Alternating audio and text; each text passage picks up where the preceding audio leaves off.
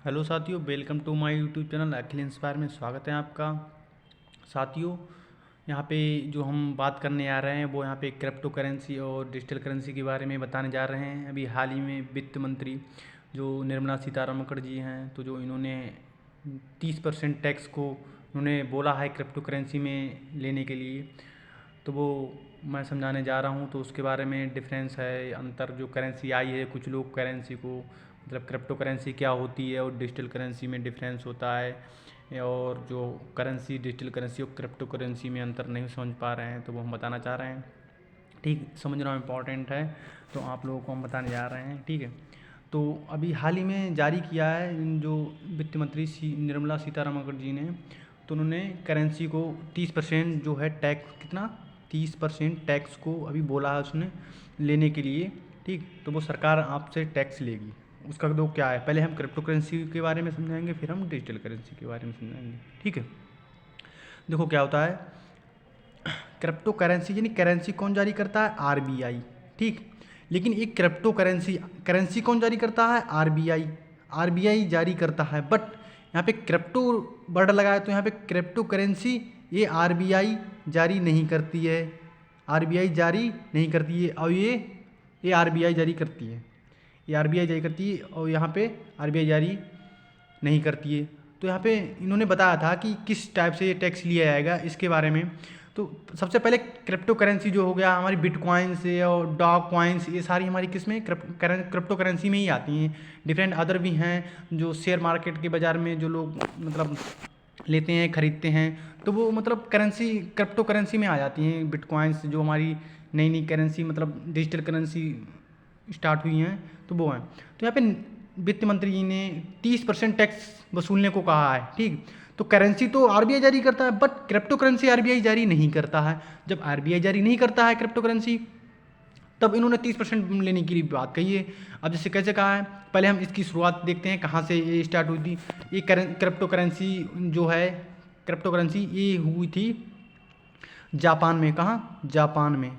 ये जापान में, जापान से स्टार्ट हुई थी। जापान, जापान के संतोष नागामोटो ने, संतोष नागामोटो जी थे। ठीक, 2009 में बिटकॉइंस को स्टार्ट किया था। कितने? 2009 में संतोष कौन थे?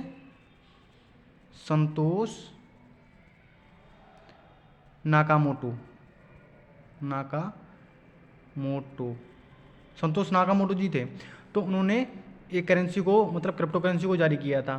ठीक, तो उन्होंने जापान से स्टार्ट हुई थी, तब से वो मतलब धीरे धीरे और मतलब कुछ अदर लोग स्टार्ट करने लगे, तो वहाँ से बट 2009 से एक करेंसी हाल चर्चा में आया था। ठीक, तब से स्टार्ट हो रही है।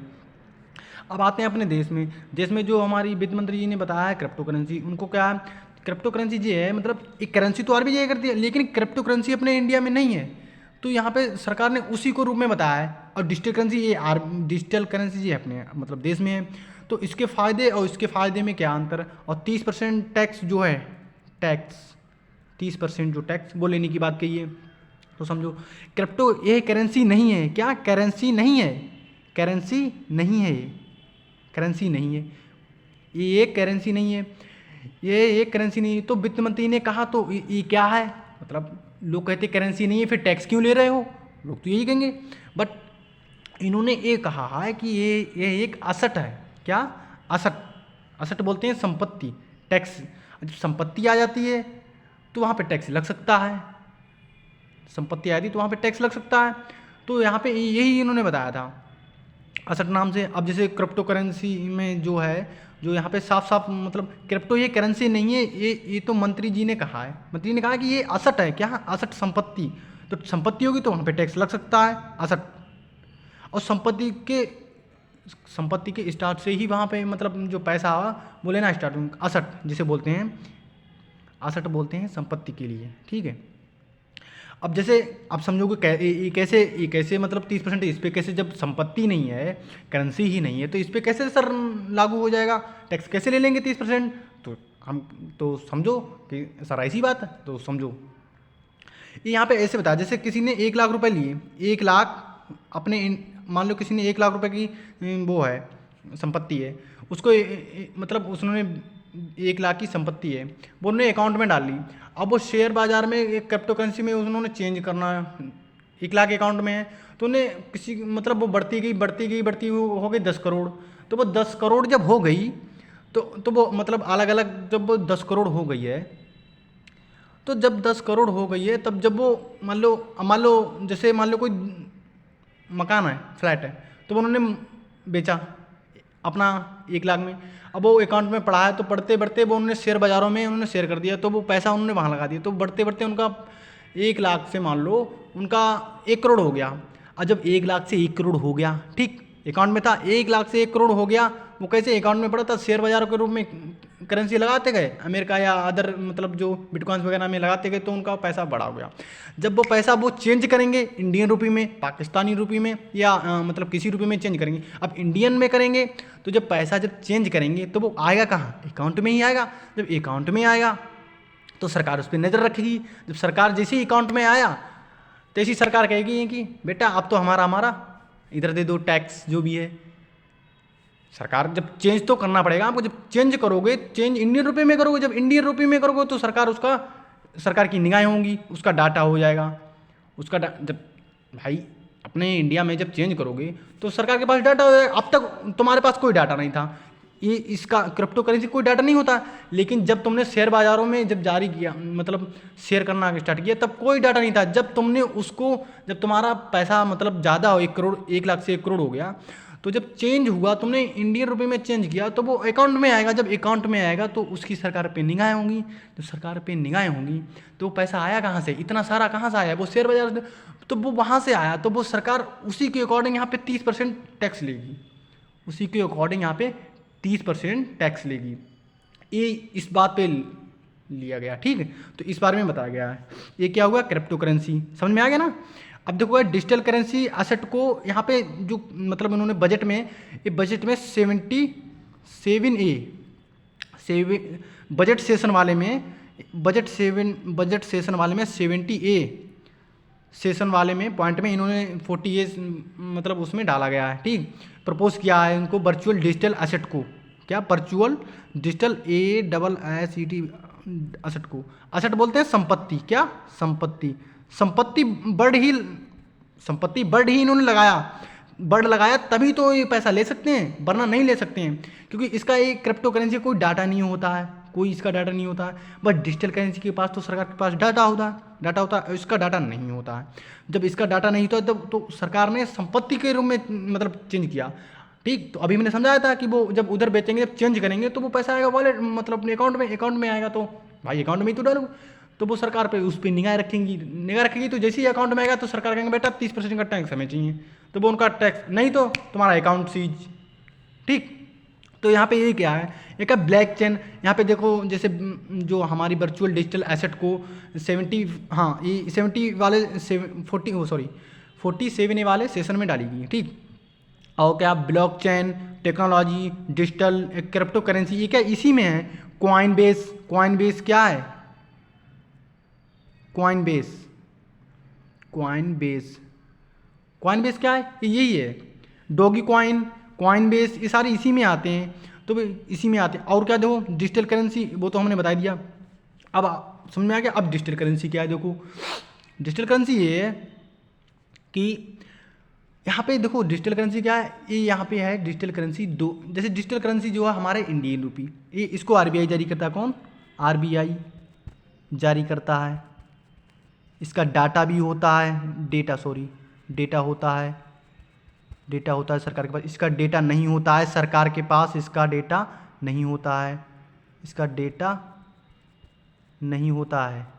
सरकार के पास डेटा नहीं होता है, और इसका होता है सरकार के पास डिजिटल करेंसी का। अब सरकार को देखो, अब डिजिटल करेंसी के बारे में बताते हैं। क्रिप्टो करेंसी हो गया, डिजिटल करेंसी क्या होगा। तो अब डिजिटल करेंसी देखो क्या फायदे हों। डिजिटल करेंसी तो RBI जारी करता है, तो इसके पास सारा डाटा होता है, तो यहाँ पे कोई दिक्कत नहीं होती है। अब मान लो डिजिटल करेंसी सरकार इसलिए लागू करना चाहती है कि यहाँ पे देखो 2 लाख की मतलब जो नोट होता है वो सारा मतलब छपाई नहीं करती है, क्योंकि उससे पेपर जो हमारे होते हैं मतलब जो पेपर की छपाई होती है तो मतलब कहाँ से होता है, छपाई वगैरह होती है तो उसमें पैसा भी खर्च होता है, और दूसरी बात हमारी बचत भी होती है पर्यावरण से, क्योंकि पेपर कहाँ से आएगा, पेड़ पौधों से, तो वहाँ से आता है। तो जैसे 2 लाख की छपाई ना करेंगे, कहने का मतलब ये हुआ। अब 2 लाख की जब छपाई नहीं करेंगे तो वो पैसा कहाँ होगा, पैसा वो होगा अकाउंट में, ठीक।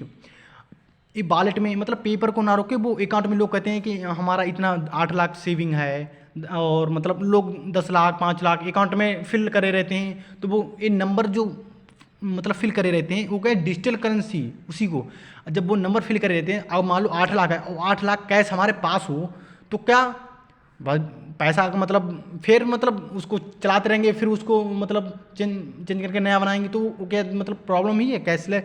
तो इसीलिए यहाँ पे कैशलेस डिजिटल करेंसी सरकार ने बोलने जारी करने के लिए कहा है, ठीक। तो उससे इससे डिजिटल करेंसी क्या क्या फ़ायदे हैं, इससे देखो, इससे एक तो देखो हमारा पेपर की बचत होगी, दूसरी यूज टू, और यहाँ पे प्रिंट मतलब जो है प्रिंट नहीं कर सकते हैं डिजिटल करेंसी को, एक तो प्रिंट नहीं कर सकते हो, ये भी ठीक है। और सरकार के पास डाटा होता है, ये इंपॉर्टेंट है। इकोनॉमी हमारी कैशलेस होती है, कैशलेस इकोनॉमी होती है, ठीक। और मान लो और डिजिटल करेंसी के फ़ायदे हैं, ये भी है, जैसे अभी फास्टैग मतलब गाड़ियों में होता है, तो वो फास्टैग क्या होता है, फास्टैग 70 रुपये कटता है, ठीक। 70 रुपये करता है वहाँ जाके, जब गाड़ी आ रही है तो वहाँ से तुम मतलब इन हैंड लोगे तो 70 रुपये देगा, बट फास्टैग लगा होगा गाड़ी में, और वॉलेट डिजिटल कर मतलब से पे करोगे तो यहाँ पे मतलब 65 ही रुपये देने पड़ेंगे, यानी 5 रुपये का तुम्हें मतलब फ़ायदा हो रहा है। जब 5 रुपये का फ़ायदा होगा तो तुम क्यों नहीं मतलब डिजिटल पे जाओगे, जरूर जाओगे ना। अब इसी टाइप से जैसे अब सरकार क्या करती है, 100 रुपये करती है, उसमें 50 का कैशबैक देती है। जब 50 का कैशबैक देगी तुमको, तो तुम मतलब जो मतलब इन हैंड जो पैसे हैं उससे पे करोगे या कैशबैक मिलेगा उस पे करोगे ना, फ़ायदा होगा ना। तो इसीलिए सरकार को भी फ़ायदा होता है, और कैशलेस व्यवस्था भी मतलब होता है, और धांधलीबाजी भी नहीं होती है। इसलिए सरकार ये डिजिटल करेंसी को मतलब इंपॉर्टेंस ज़्यादा दे रही है, ठीक है। तो यहाँ पे अब ट्रांजेक्शन पर भी, क्योंकि ट्रांजेक्शन पर भी सरकार नज़र रखती है, तो ये भी इंपॉर्टेंट है, ये भी जानकारी है, ठीक। और देखो, लेकिन ये क्रिप्टो करेंसी का रूप नहीं ले पाएगी, इसका भी पॉइंट क्या, क्रिप्टो करेंसी का रूप नहीं ले सकती है, भ्रष्टाचार पर भी लगाम हो सकता है। यहाँ पे सारा अभी हम जो जो भी बता रहे हैं वो किसी डिजिटल करेंसी क्रिप्टो करेंसी के बारे में बता चुके हैं, तो ठीक। तो एक करेंट नहीं ले पाएगी, ये भी बता दिया, ठीक। अब सोचो कि सर ये क्या होता है, ठीक। ये तो क्रिप्टो करेंसी डिजिटल करेंसी, अब करेंसी क्या होती है, क्या करेंसी क्या होती है, अब बच्चे कह रहे हैं कि करेंसी क्या होती है।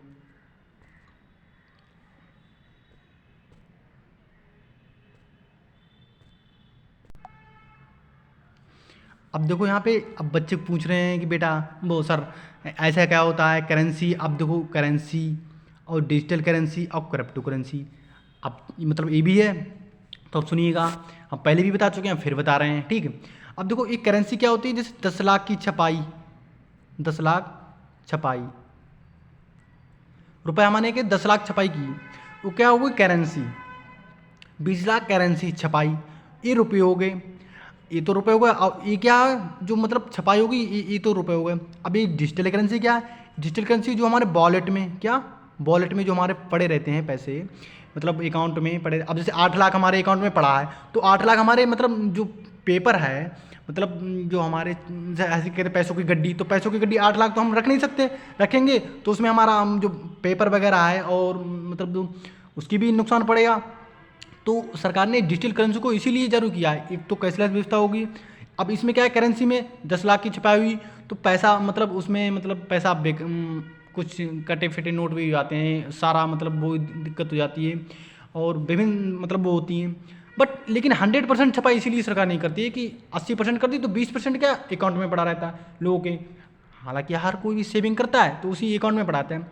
तो ये क्या है, करेंसी तो हमारे जो मतलब सिक्योर हो गई, मतलब जो मतलब फिट है, वो करेंसी होगी। 10 लाख की मान लो, 10 लाख की जो छपाई की, तो वो क्या है हमारी करेंसी होगी। अब 10 लाख में डिस्ट्रीब्यूशन होगा, उसमें कुछ नोट फटेंगे भी, बाद में फिर चेंज होंगे, फिर से दोबारा प्रिंट करेंगे सरकार, तो इसमें सरकार का भी बढ़ जाता है, और हमारा मुद्रण वो भी नहीं होता, सुविधा भी नहीं मिल पाती। डिजिटल करेंसी इसलिए हो कि उसमें फ़ायदे हैं, एक तो कैशबैक मिलता है, सरकार के भी पैसा बचत हो जाता है छपाई में भी, और मतलब पेपर की भी बचत होती है, ठीक। तो ये डिजिटल इसलिए इम्पोर्टेंस है, ये भी बता दिया हमने, ठीक। अब आ गया क्रिप्टो, क्या आ गया, क्रिप्टो। क्रिप्टो को तो बता दिया, सरकार ने इस पर अभी हाल ही में 30% टैक्स, कितना, 30% टैक्स के लिए बोला है। तो ये इसीलिए बोला है सरकार ने, किस लिए, ये यार इसको, ठीक है, इसको तो बता दिया 30% इसी के लिए बोला है सरकार ने कि इस पर टैक्स लिएंगे, ठीक। तो यहाँ पे हमने 10% छपाई ये भी होती है, ये तो बता दिया। करेंसी डिजिटल भी हो गया और क्रिप्टो, ठीक। तो हाल ही में इसके बारे में बताया सरकार ने, तो इस पर आप जो भी है, और मतलब ये बेस्ट है, ये डिजिटल करेंसी ये बेस्ट है। और ये भी बेस्ट है, ये इसलिए बेस्ट है कि मान लो जो बड़े आदमी हैं, छोटा मोटा नहीं, अब बड़े आदमी वो तो इन्वेस्टमेंट करेगा।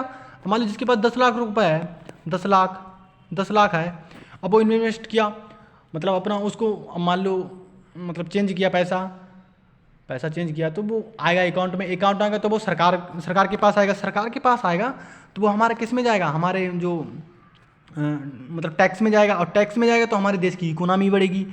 कि क्या इकोनॉमी बढ़ेगी, जब इकोनॉमी हमारी देश की बढ़ेगी तो हमारा मतलब जो हमारे देश की अर्थव्यवस्था है वो उस पर भी इफेक्ट पड़े, मतलब सुधार होगा। तो इसलिए सरकार ने और कहा है, तो ये बहुत ही अच्छी, मतलब हमारे हिसाब से तो ये ठीक है। इसके साथ साथ ये डिजिटल, ये तो अपने इंडिया में है, तो ये भी, इसका भी बहुत बड़ा इम्पोर्टेंट है। और ये भी तो सरकार ने इसके लिए क्या, इसको यहाँ पे ध्यान रखना, इसको 47 बजट वाले सेशन में 47 में इन्होंने ऐड किया है, ठीक। इसको क्रिप्टो करेंसी ना बोल के इन्होंने सीधा बोला है क्या, वर्चुअल डिजिटल एसेट, क्या, virtual digital asset, ASSET asset बोला। एसेट मतलब संपत्ति। अब संपत्ति इसलिए बड़ी जोड़ा है इन्होंने, क्योंकि बिना संपत्ति होगी तभी तो टैक्स लेंगे, और वरना टैक्स लेके हमें, जब करेंसी नहीं है तो टैक्स हम कैसे ले सकते हैं, मतलब यही बोला ना। जब मतलब अब यहाँ पे ये लिखा है करेंसी होगी तभी तो टैक्स लेंगे, करेंसी है नहीं तो टैक्स कैसे लेंगे। तो यही इन्होंने शब्द वर्ड जोड़ दिया और यहाँ 47 में लागू कर दिया, इसीलिए कि जब तुम पैसा होगा तुम्हारे अकाउंट में, और तुमने अगर मतलब उसको शेयर में किया और तुम्हारा पैसा हो गया काफ़ी, 1 लाख, मतलब 1 लाख से तुम्हारा 1 करोड़ हो गया मान लो, तो वो चेंज जब करोगे इंडियन रुपये में, तो वो चेंज होगा, जब अकाउंट में आएगा तो सरकार की निगाहें होंगी, तो तुम्हारा ये होगा, ठीक है। तो आशा करता हूँ कि आप सब लोग समझ चुके होंगे, ठीक है। और जो भी है आप अब नेक्स्ट पॉइंट देखिएगा, देखो यहाँ पे ये भी बता गया है, ठीक है। देखो यहाँ पे डिजिटल करेंसी के बारे में भी जो भी है, यहाँ पे देखो साफ लिखा है, ये डिजिटल करेंसी यहाँ पे आप पढ़ सकते हैं, क्रिप्टो करेंसी, ये यहाँ पे पॉइंट है, ठीक है। ये भी हैं, यहाँ पे बताया गया है, ठीक है, यहाँ पे लिखा गया है। और आशा करता हूँ आप सब लोग ठीक होंगे, ठीक है। और मिलते हैं हम नेक्स्ट वीडियो में। थैंक यू, जय हिंद।